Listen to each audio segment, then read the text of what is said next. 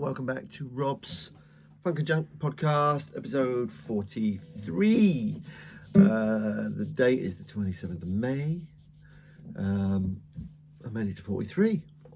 43. Thanks to everyone who tuned in to last week's episode, or the last, I can't remember the last one I did. Hope you're all keeping good out there. Not much to report really. I'm just gonna sit and chat for a little bit. Not loads and loads of news.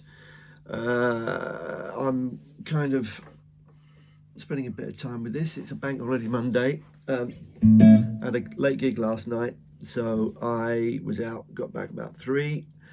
It was nice, sort of, getting to play with some friends. It was really, really lovely.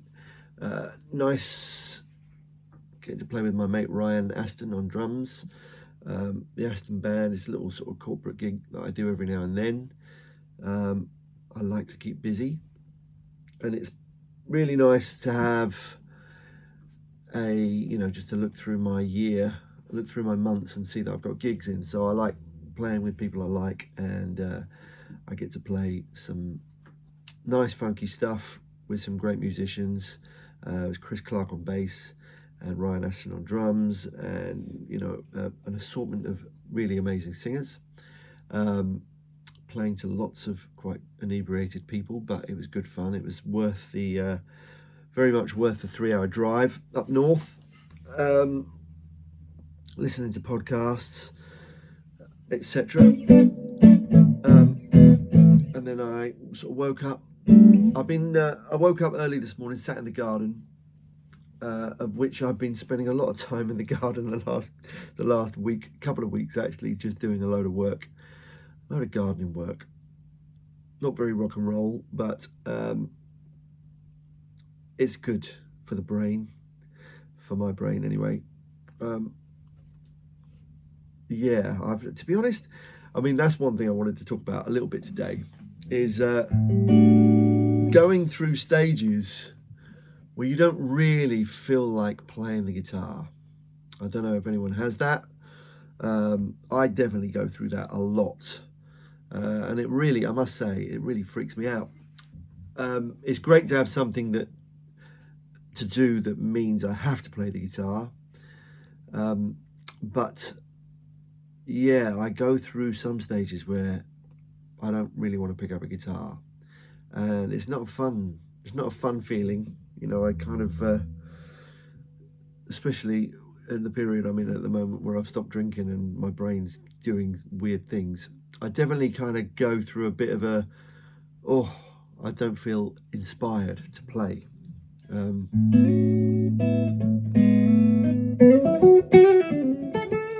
I don't really feel like playing sometimes, and every now and then that hits me and I start to worry, and I'm like, maybe that's it, maybe I'm done.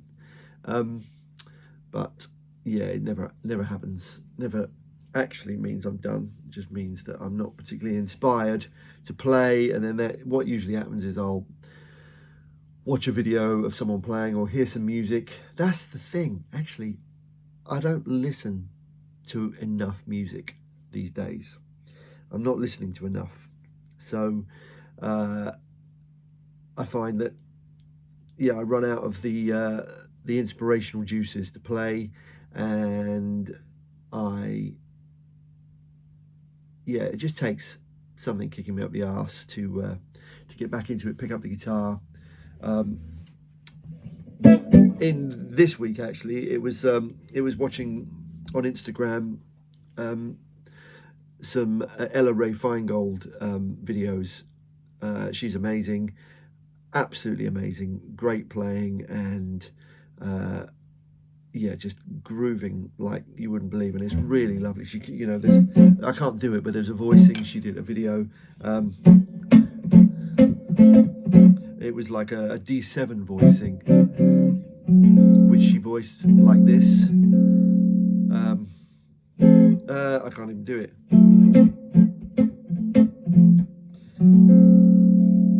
It was like that. I can't do the fingering for it. Yeah. Anyway, very inspirational to watch that video, and it sort of kicked me up the backside of it. And then I watched some Guthrie Trapp stuff, who I'm a big fan of. And yeah, sometimes it just takes a little lick to get you back in, get me back in, to kickstart me again. And I have been spending quite a bit of time with this thing, this Tele, this Patrick Eggle Tele. I think it's called the Ox. I think they call them the Ox. But I've had this a while.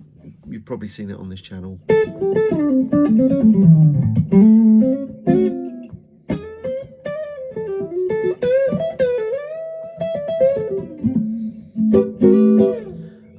I've been sort of spending a bit of time with this guitar, which is a bit of a tough guitar to play, actually. I use gauge 10s. I use 10 strings, Dunlop 10s, and this is slightly stiff. But I'm actually getting used to it. I quite like it. And I am just plugged in today to my Princeton Reverb. I'm going into my little, you can't see it, but it's behind a chair back there. It's my divided by 13 2x12 cab. And that's it, just guitar, amp, cabinet. And this is how I spend quite a bit of time playing. I haven't had my pedal board out of its bag for weeks now, because I don't spend a lot of time playing through pedals, because I actually think I quite like the amount of tones I can get out of a guitar, if possible.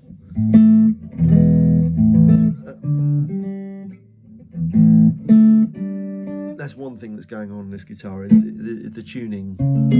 I have to check the tuning on this quite a lot. But I like just seeing how much, when I'm noodling around and practicing, not even practicing really, but just playing.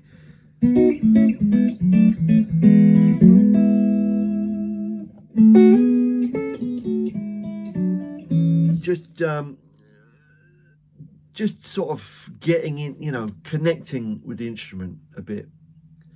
I don't know if anyone spends a lot of time doing that, but I do a lot of work just sort of doing things like that, just playing nice.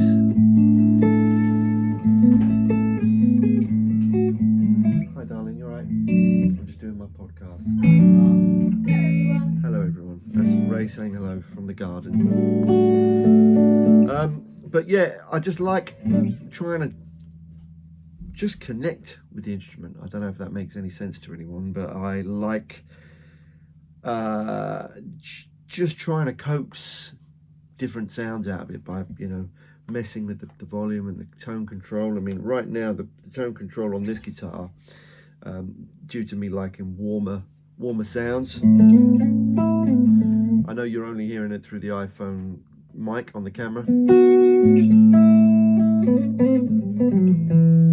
It's set to sort of halfway off. That's all the way on. I'm on neck pickup. I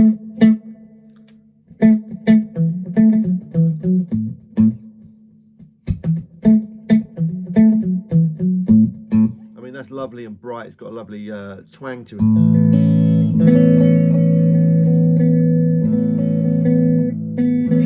But I like sort of having it about halfway off. I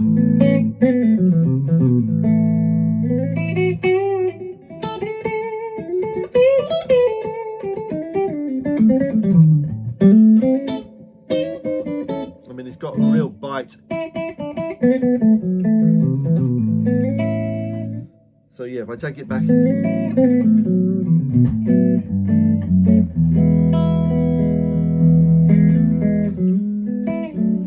yeah, I just like doing that, just messing around,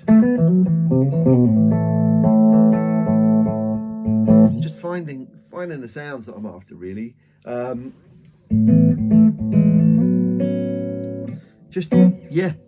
Just exploring around on the guitar, just noodling and finding where things sound nice for me. I've been in here probably an hour already before I decided to do a little podcast.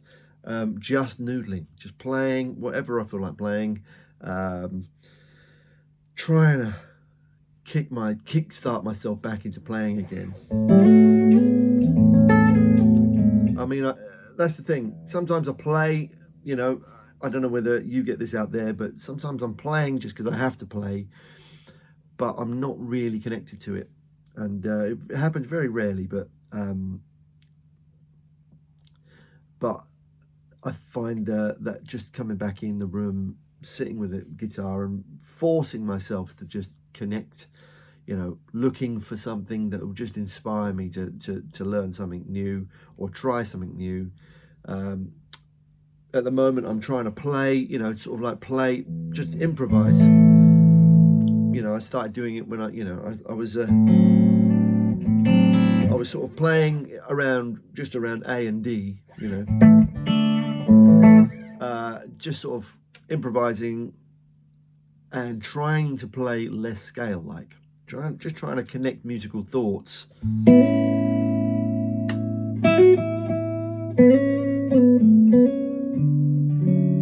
You know, sort of playing just like an A to D sort of chord sequence.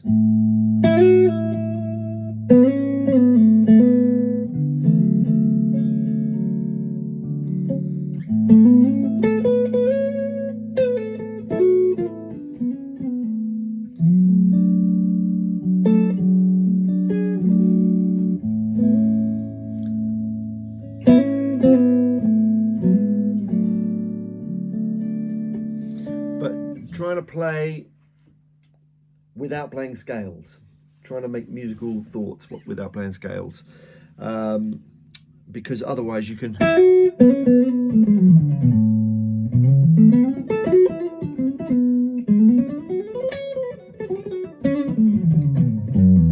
kind of just noodle away in scales. So I'm doing that, trying to tap into something nice and musical. Doesn't always work, but that's what I spend my time doing. And, you know, exploring around the guitar I don't know if I'm making any sense here. I'm just noodling. But I just sort of play around the guitar to try and make nice sounds. You know, working on playing, you know, using my pick in different ways or using my fingers. Just using, you know, playing up near the bridge, playing near the neck, you know, using upstrokes, lots of things, using hybrid, you know, using the pick and fingers.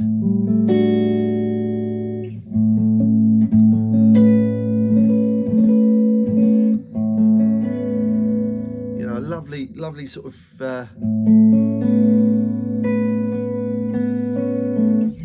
just basically trying to have a relationship with the guitar that I'm playing. That's what I'm trying to do. Don't know if it makes any sense, but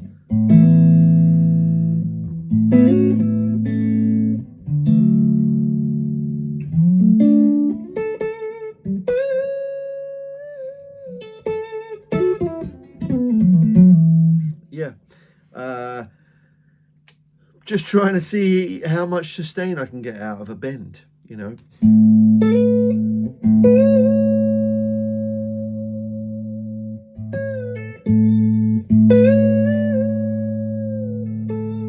I love that. I did a little video yesterday on bending, you know, bending in tune. But I love that. Bending up a tone, you know, so I'm at the 12th fret of the B string, bending up from the B to a C sharp with my third finger. And, you know, making sure I don't strike too hard so I don't choke the note. So, and then, so bending up a tone and then pushing past the tone to a semitone. So you get this. So you get I love that sort of sound. Oh, see, bent sharp there. Whoops, bent sharp again. Yeah, just doing stuff like that. I find that fun.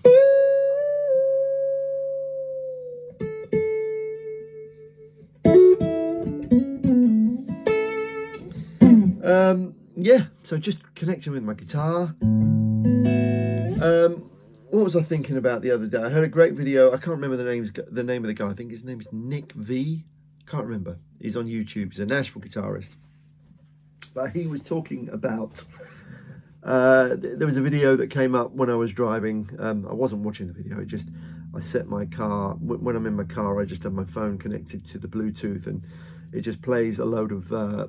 YouTube just spits out loads of videos for me to listen to. Basically, I'm listening, I'm not watching. That would be very, very stupid. But it was a guy called Nick V, I believe. I'm not sure if that's him. But he was talking about living in Nashville. He's a working guitar player in Nashville, and he sort of explained his story about moving there and being in Nashville and saying, you know, how much work there is and can you make it in Nashville. If I was a younger musician, a younger guitar player,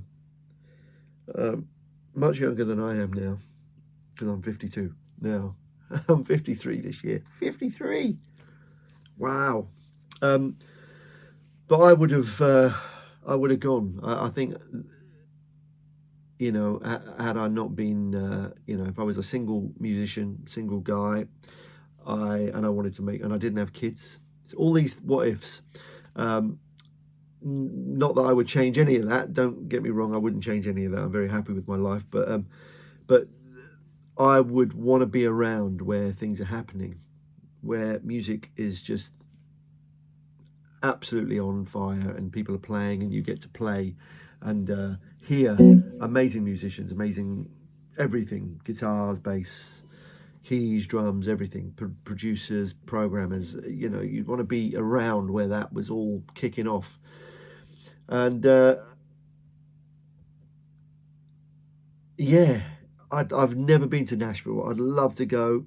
I've been invited a few times, but not managed to get there. I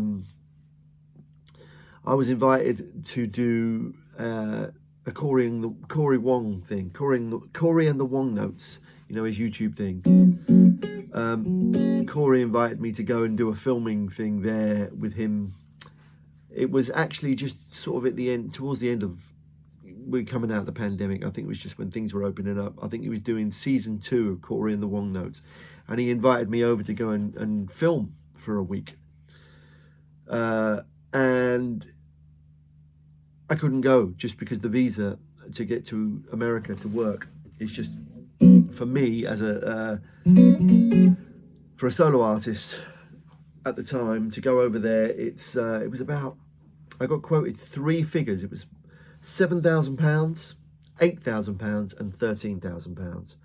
I was also asked to go this year. I was invited last year to see if I could go this August to go and teach at the Corey's Syncopated Summer Camp, and I had to turn it down just because the visa to go and work in America is just crazy.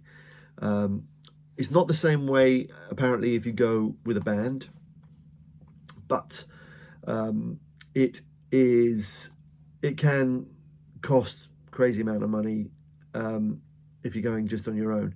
I think when you go with a band, they give you a much reduced rate because you've got the crew and everything. You know, if you go, probably like £2,000, £3,000. But when you're going on your own, you have to go through a lawyer here in the UK and apply for the visa. And this would have only been for 4 days work. So the visa cost was double what I would have been getting paid to go over there. So I just had to say no. However, I would love to get over there and just hang out for a couple of weeks or a week, just to go and see all of the amazing players over there and just soak it up, you know. And it does make me very envious, because I wish we had a bit more of a scene here. I know I've spoken about this a little bit in the past. I'm still looking for a little venue that I can go and play, just to go and play whatever I feel like, you know, and work with other players that we can go and just play whatever we want to play. And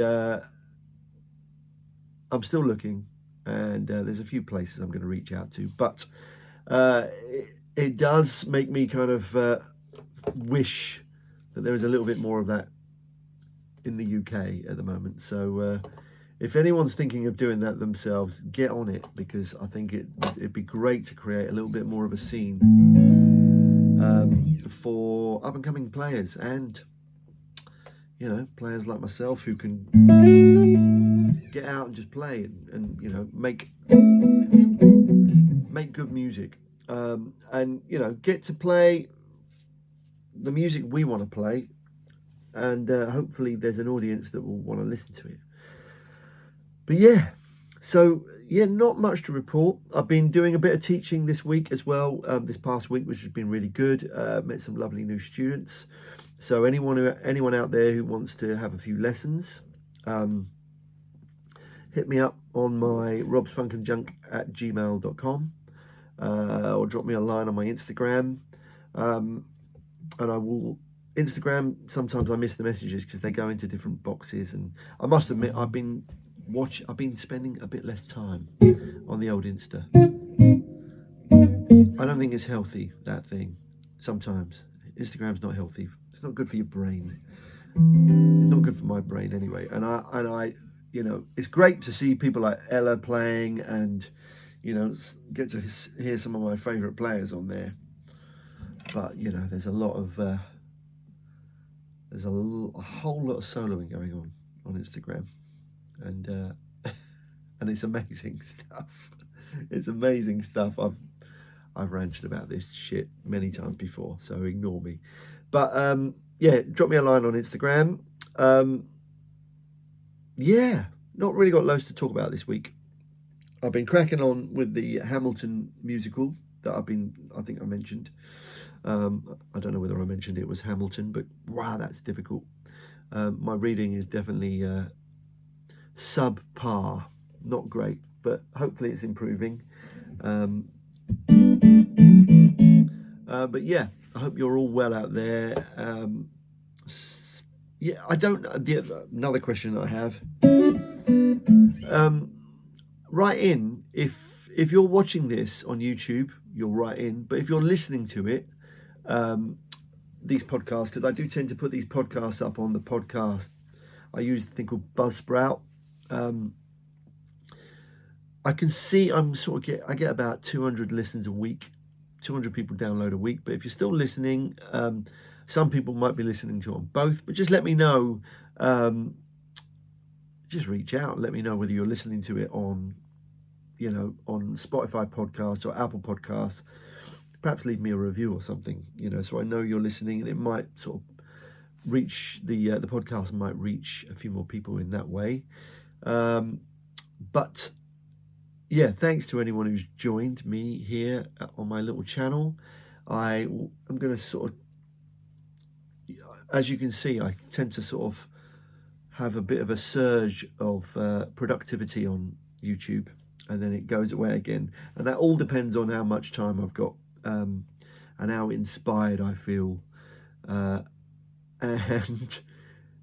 getting the tech. I'm trying to just get the technology right. How do I do this? You know, sometimes I quite like this thing of just putting my iPhone on and using the microphone and the camera in the microphone and the camera in my phone, rather than setting up my mic and then putting it all in Final Cut Pro and editing. I don't like to edit anyway. I think I only edit it out if I've gone off on a tangent and start moaning about something that I think, oh, no one wants to hear that shit.